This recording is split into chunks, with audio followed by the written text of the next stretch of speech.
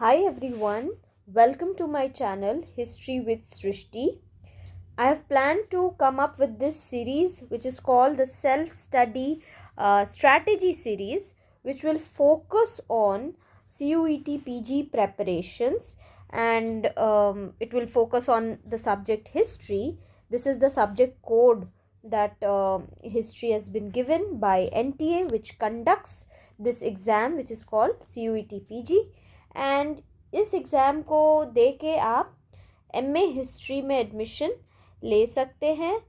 और MA history एक course है which is a masters in arts course which is offered by universities like JNU, DU, BHU.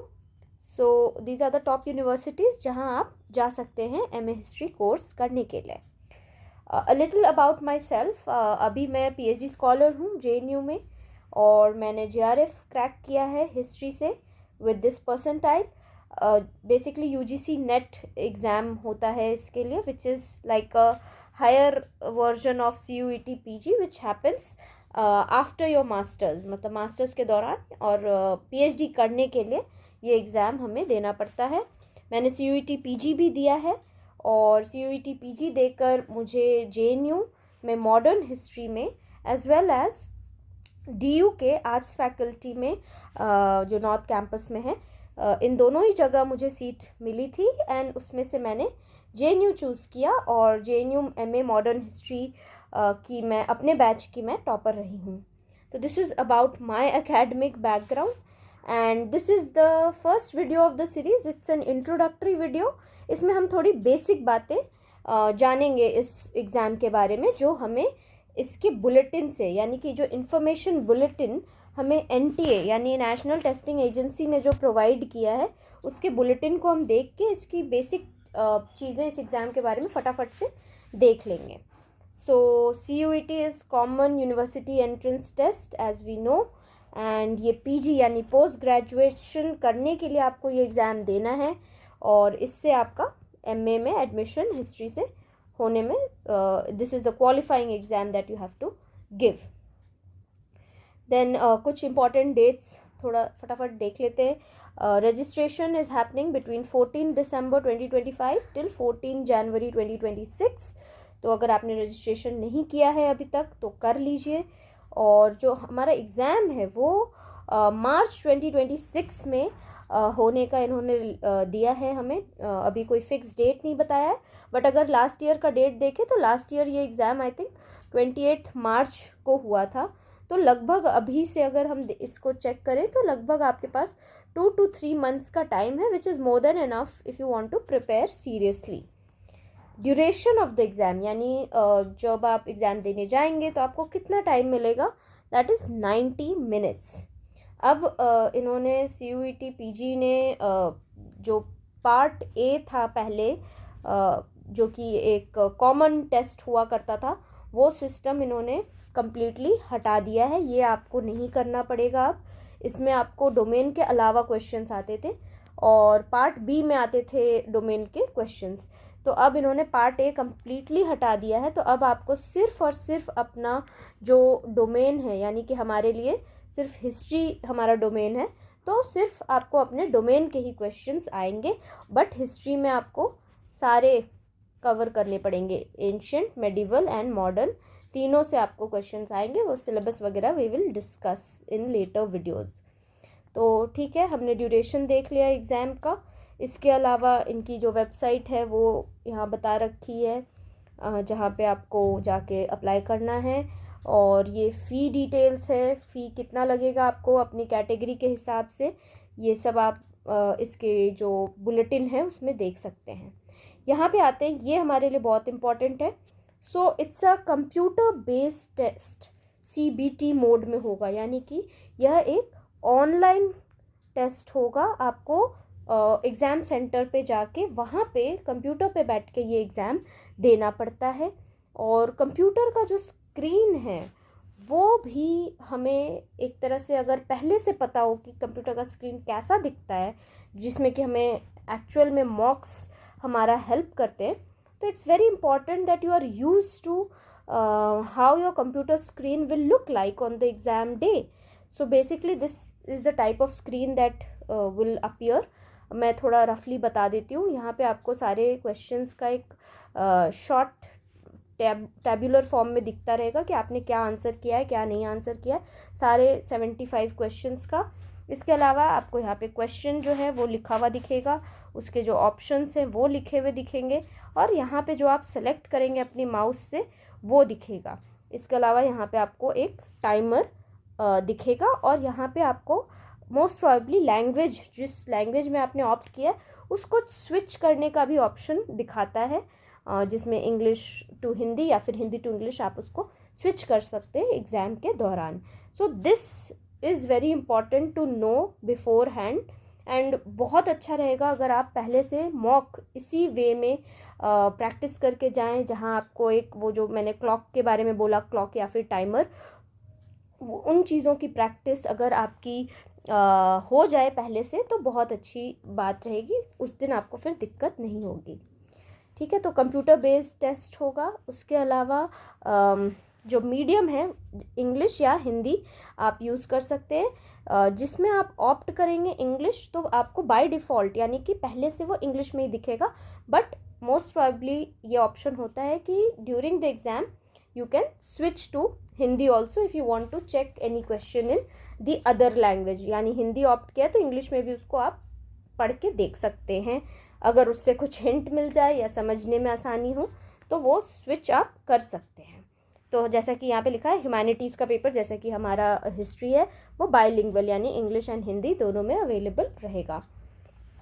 Please note that the correctness of the questions in all question papers the English version will be taken as final. तो कभी कभी ऐसा होता है कि जब ये लोग क्वेश्चन फ्रेमिंग करते हैं तो कभी कुछ गड़बड़ी कर देते हैं उसमें, तो उस केस में ये लोग इंग्लिश वर्जन को ही फाइनल लेके चलेंगे. तो ये थोड़ा सा डिसएडवांटेजेस हो जाता है हिंदी मीडियम स्टूडेंट्स को, बट यूजुअली ऐसी दिक्कतें नहीं आती हैं, बहुत रेयर केस है. एग्ज़ाम ड्यूरेशन हमने देख लिया कि 90 मिनट्स का है, और क्वेश्चंस हमें कितने करने हैं, 75 क्वेश्चंस इन 90 मिनट्स, यानी कि 1.5 आवर्स में हमें 75 क्वेश्चंस करने हैं. Each question carries 4 marks. ठीक है, यानी करेक्ट आपका होगा तो आपको +4 मिलेंगे, और अगर गलत होगा तो -1 मिलेगा. ठीक है, नेगेटिव मार्किंग यहाँ पे है, विच इज़ मतलब this is what makes the whole thing very risky. So you have to practice कि कैसे मैं safely I can answer questions, यानी कि कहाँ मुझे रिस्क लेना चाहिए, कहाँ मुझे रिस्क नहीं लेना चाहिए. ये चीज़ें आपको सिर्फ और सिर्फ प्रैक्टिस से ही आएंगी. ऐसा आप नहीं कर सकते कि आप पूरे के पूरे 75 क्वेश्चंस आंसर करके आ गए और उसमें से पता लगा जितना हमें करेक्ट हमारा जितना नहीं हुआ उससे ज़्यादा हमारा नेगेटिव मार्किंग में माइनस हो गए मार्क्स. तो ये चीज़ों का जो बैलेंस है, ये चीज़ें सिर्फ और सिर्फ प्रैक्टिस से आती हैं. आगे चलते हैं. अच्छा, जो इसका सिलेबस है, जो क्वेश्चन पेपर का कोड और उसके साथ उसका जो सिलेबस है, वो सारा आपको इस वेबसाइट पे मिलेगा. We will also be discussing the syllabus in detail. That is what this series is about. So basically मेरा इस सीरीज़ को बनाने का यही मोटिव है कि मैं एक डिटेल्ड स्ट्रैटेजी, एक डिस्कशन आप लोग के साथ कर पाऊँ सिलेबस को लेके, जिसमें मैं आपको अपनी स्ट्रैटेजी और सिलेबस का एक डिटेल ब्रेकडाउन आपको दे पाऊँ हर चैप्टर का, जिसमें कि इम्पॉर्टेंट टॉपिक्स बता पाऊँ, इम्पॉर्टेंट सब हेडिंग्स बता पाऊँ जो आपको कवर करना चाहिए to crack this exam. So usually what happens is I feel that the videos that are usually available on of toppers on YouTube, they are quite short. They don't give you the details of the syllabus, or they don't give you the एकदम detail में जैसे अंदर अंदर तक क्या चीज़ें पढ़नी है क्या नहीं पढ़नी है वो उतना नहीं पता लगता. ठीक है, ऊपर ऊपर से हमें स्ट्रैटेजी पता लग जाती है किसी भी टॉपर की, बट उसके अंदर की जो बात है कि उसने कैसे क्या हैंडल किया, किस टॉपिक को कैसे कवर किया, वो चीज़ नहीं पता लग पाती. और वो चीज़ मैं चाह रही हूँ कि मैं इस सीरीज़ के थ्रू सॉल्व कर पाऊँ, ताकि आप खुद से सेल्फ स्टडी जब कर रहे हों तो आपको हेल्प हो पाए.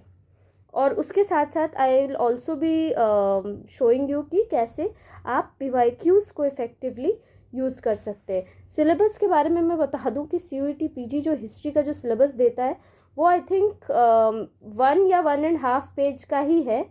तो उसमें बस आपको जैसे हेडिंग्स मिल जाएंगी चीज़ों की, उसके अंदर क्या कवर करना है वो लोग उतना डिटेल में नहीं बताते। और अगर आप एक नॉन हिस्ट्री बैकग्राउंड से सोच रहे हैं CUET PG देने के लिए हिस्ट्री से, तो उस केस में दिक्कत होती है। फिर आपको नहीं पता लगता कि किस टॉपिक के अंदर बहुत टाइम लग जाता है फिर पता करने में कि क्या कवर करना है, कैसे करना है।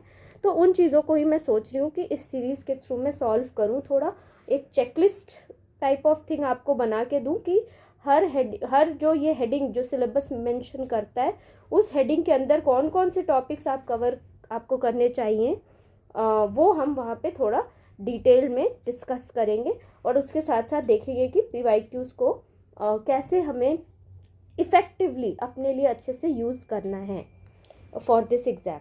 ठीक है, और उसके अलावा आ जाते हैं एलिजिबिलिटी पे। तो एलिजिबिलिटी जो जनरल एलिजिबिलिटी है सारे कोर्सेज़ के लिए, वो इस बुलेटिन में दिया है कि कोई एज लिमिट नहीं है और आपकी बैचलर्स डिग्री होनी चाहिए। और even if you are in final year then also it is fine, final year of your bachelors then also it is fine. But at the same time they have mention कि आपको जिस university में admission चाहिए उसकी website आपको खुद से जाके विज़िट करनी होगी, और उस पर्टिकुलर कोर्स में जो एलिजिबिलिटी लिखी होगी वो आपको खुद चेक करना है। मान के नहीं चल सकते कि CUET PG तो हमें अलाउ कर रहा है एग्ज़ाम देना, तो मैं तो एलिजिबल हूँ ही। फॉर एग्ज़ाम्पल जैसे JNU के केस में इट्स सिंपल कि अगर आपको हिस्ट्री से MA करना है JNU में, तो आपका कोई भी ग्रेजुएशन सब्जेक्ट हो नो प्रॉब्लम। मतलब कोई ऐसा नहीं है कि आपका बैचलर्स होना चाहिए हिस्ट्री में, ऐसा बिल्कुल नहीं है। मैं खुद नॉन हिस्ट्री बैकग्राउंड से हूँ और मैंने हिस्ट्री में स्विच किया है अपने मास्टर्स में, तो JNU के केस में ऐसा नहीं था। बट फॉर एग्ज़ाम्पल किसी और यूनिवर्सिटी में हो सकता है कि ऐसा ना हो कि आप ओपनली किसी भी ग्रेजुएशन सब्जेक्ट से नहीं उस कोर्स में एंटर कर सकते, तो वो आपको खुद उस यूनिवर्सिटी की वेबसाइट पे जाके चेक करना पड़ेगा। उसके अलावा मैंने एक ऐसे ही रफ टाइमलाइन से आपको बता के दिखाया है कि this is what the process looks like.